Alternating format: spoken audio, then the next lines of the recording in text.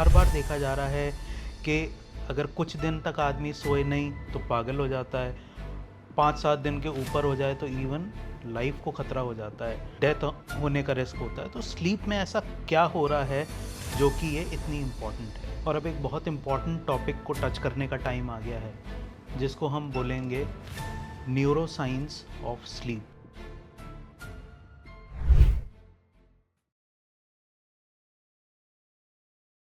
Where medicine meets the soul. अब हम काफ़ी आगे आ गए हैं अपनी जर्नी में, और अब एक बहुत इम्पॉर्टेंट टॉपिक को टच करने का टाइम आ गया है, जिसको हम बोलेंगे न्यूरो साइंस ऑफ स्लीप।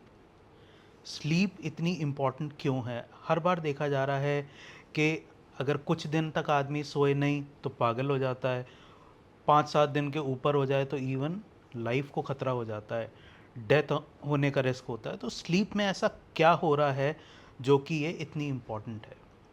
इसके लिए कभी आपने सोचा हो, जब आप लाइट स्लीप में हो आपको याद आए कि मेरे को आज ये ड्रीम्स कैसे आए थे? तो हम देखें कि यार मैं जा रहा था रास्ते में, कुत्ता पीछे पड़ गया, उसके बाद बस मेरे ऊपर से चली गई, मेरा एक्सीडेंट हो गया, मेरे को किसी ने मार दिया, मैं हवाई जहाज़ से गिर गया, मैं किसी खाई में हूँ।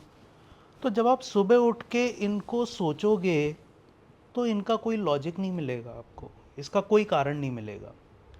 तो फिर ये ड्रीम्स कैसे बन रहे हैं, ये कैसे आ रहे हैं?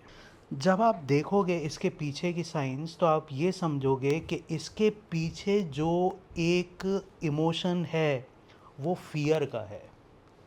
तो फियर का जो इमोशन है, ये वो सारी चीज़ को, अगर आप देखो तो जो धागा है वो फियर का है, उसके ऊपर जो सारे के सारे मनके हैं या फूल हैं वो हैं जो कि उस फियर की एनर्जी को कंज्यूम कर रहे हैं। Energy is neither created nor destroyed. Energy change होती है एक फॉर्म से दूसरे फॉर्म में। जो फियर की energy through out the day आपकी बनी हुई थी, वो फियर की एनर्जी स्लीप में क्लीन होने लगती है। तो जब वो स्लीप में क्लीन होती है तो उससे रिलेटेड थॉट्स आते हैं। तो जब फियर की एनर्जी से रिलेटेड थॉट्स आएंगे तो वो थॉट्स आपकी बॉडी पे टच करेंगे। जब वो बॉडी पे टच करते हैं तो आप देखना, स्लीप के अंदर आप कांप रहे हो, आपको पसीना आ रहा है, आप हिल रहे हो। तो वो सारी चीज़ें, एनर्जी, एनर्जी से थॉट, थॉट से वो केमिकल्स आपके बॉडी के अंदर रिलीज़ हो रहे हैं, कैटेकोलमाइंस रिलीज़ हो रहे हैं जो कि बॉडी को प्रिपेयर कर रहे हैं लड़ने के लिए या भागने के लिए। आप दौड़ रहे हो, आपकी हार्ट रेट बढ़ रही है, ये सारी चीज़ें हो रही हैं। मतलब जो एनर्जी फियर की आपकी बॉडी ने दिन भर में इकट्ठी की थी, वो स्लीप में क्लीन होनी शुरू हो रही है, और वो क्लीन हो रही है थॉट से बॉडी पे आ रही है और वो निकल रही है। सो ये जो डिटॉक्सिफिकेशन का पाथवे है, ये फर्स्ट स्टेप होता है जो कि स्लीप के अंदर सबसे इम्पॉर्टेंट होता है, डिटॉक्सिफिकेशन। डिटॉक्सिफिकेशन होने के बाद जो सेकंड स्टेप आता है वो रिजुविनेशन आता है। मतलब कि बॉडी रिस्टोर करती है, रिजुविनेट करती है, अगले दिन के लिए तैयार होती है। जनरली इस स्टेज पे आदमी पहुंच ही नहीं पाता। आपके अंदर वो हो रहा है कि नहीं वो कैसे पता लगेगा? जब आप सुबह एकदम फ्रेश उठ रहे हो।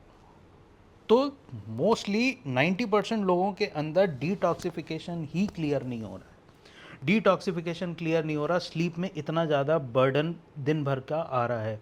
सो उसके लिए क्या है?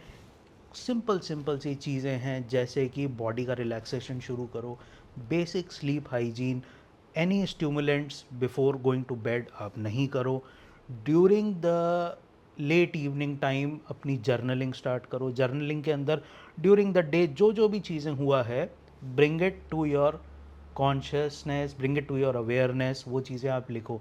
जब वो आप लिखोगे तो वो चीज़ जो स्लीप के अंदर उस एनर्जी को ला रहे थे, आप उससे रिलेटेड उसको जागते हुए लेके आओगे और उसको क्लीन करोगे, ताकि स्लीप पे बर्डन कम रहे। So daily journaling is very important. उसके बाद बॉडी का रिलैक्सेशन करना बहुत इंपॉर्टेंट है। बॉडी के रिलैक्सेशन से एनर्जी इजीली माइंड और माइंड से नीचे मूव करेगी, स्लीप के अंदर आप जल्दी जा पाओगे। सो वार्म वाटर बाथ आपने ले ली, उसके बाद नॉर्मल आपने फुट सोकिंग कर ली, एप्सम सॉल्ट में, गर्म पानी में फुट सोकिंग कर ली।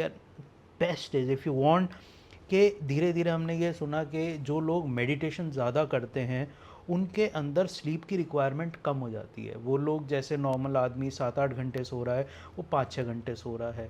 तो उसका जो कारण है वो ये है कि मेडिटेशन में जब आप करते हो देन ये चीज़ें कॉन्शियसली आप आने दे रहे हो। You are not fighting against it, you are not resisting.